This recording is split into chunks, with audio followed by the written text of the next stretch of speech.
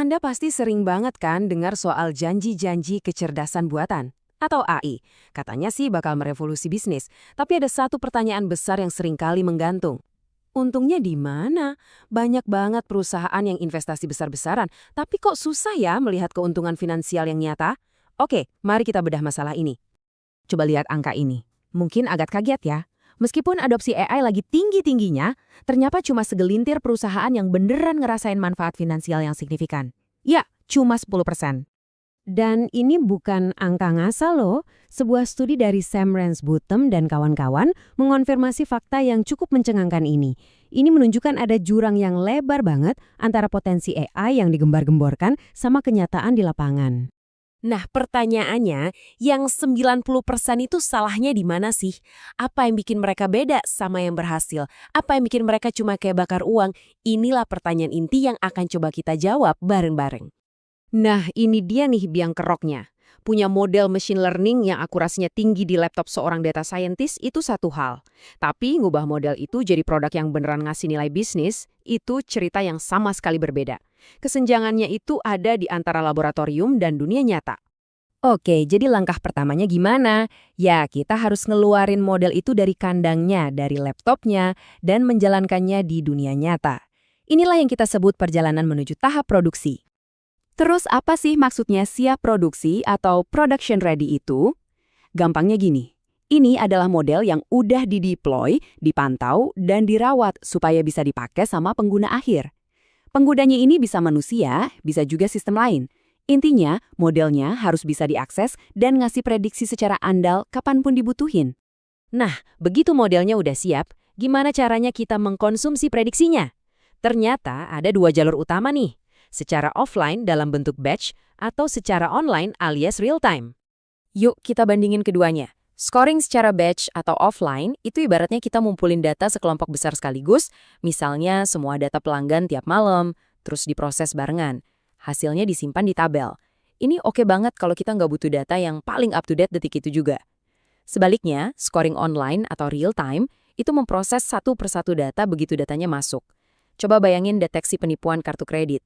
Keputusannya kan harus dibuat dalam hitungan milidetik, pakai data terbaru. Infrastrukturnya memang lebih rumit, tapi ini krusial banget buat keputusan yang sensitif sama waktu. Oke, model kita udah live nih, udah bisa ngasih prediksi. Keren, tapi ini baru setengah jalan. Prediksi itu nggak ada gunanya kalau nggak mengubah cara kita mengambil keputusan. Nah, disinilah kita bikin model jadi beneran pintar.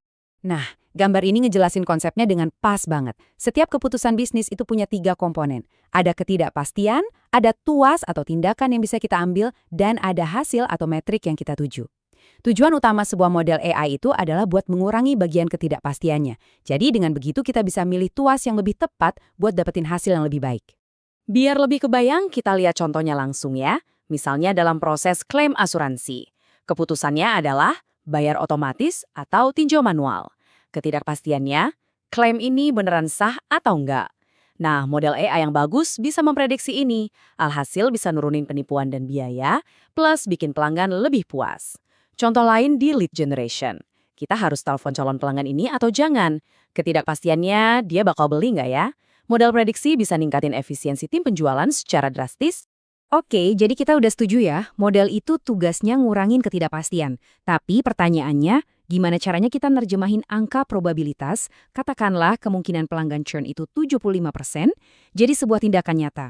Jawabannya ada di aturan keputusan, dan disitulah kekuatan sebuah threshold atau ambang batas bermain. Sebenarnya, aturan mainnya itu simpel banget loh, cuma pakai logika jika maka. Jika skor prediksi dari model di atas ambang batas tertentu, kita sebut saja tahu, maka lakukan tindakan A. Kalau enggak, ya lakukan tindakan B.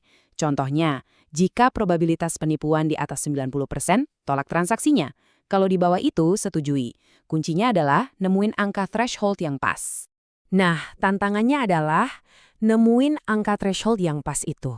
Disinilah kita ketemu sama dua konsep yang sering kali tarik ulur dalam machine learning, precision dan recall. Precision itu menjawab pertanyaan, dari semua yang saya telepon, berapa banyak sih yang beneran prospek bagus? Ini tentang menghindari kesalahan atau false positive. Di sisi lain, recall menjawab, dari semua prospek bagus yang ada di luar sana, berapa banyak yang berhasil saya temukan? Ini tentang jangan sampai kehilangan kesempatan atau false negative. Biasanya, naikin yang satu bakal nurunin yang lain. Oke, kita udah punya semuanya nih. Model udah jalan terhubung dengan aturan keputusan. Sekarang, bagian yang ditunggu-tunggu dan paling penting. Gimana cara buktiin ini semua ngasilin duit? Gimana ngitung ROI-nya? Buat bikin bisnis case yang kuat, ada beberapa prinsip dasar yang harus dipegang.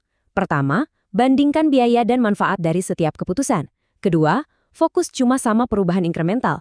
Apa sih yang beda setelah ada model ini?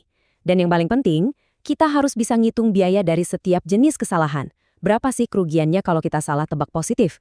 Dan berapa kerugiannya kalau kita kelewatan sebuah peluang?